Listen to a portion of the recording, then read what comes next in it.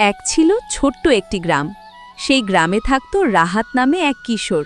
রাহাত ছিল খুব মেধাবী, কিন্তু সে পড়াশোনায় মন দিত না। সারা দিন বন্ধুদের সাথে খেলাধুলা আর মোবাইল নিয়ে সময় কাটাত।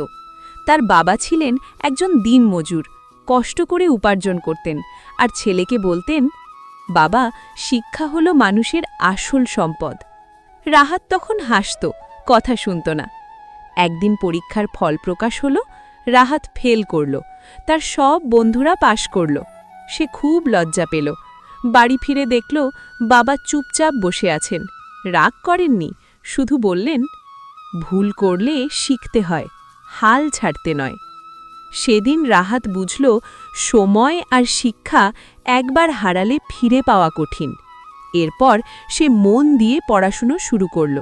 পরের বছর সে শুধু পাশই করল না, বরং ভালো ফলাফল করল। শিক্ষা: সময়ের মূল্য বোঝো, বাবা মায়ের কথা শোনো।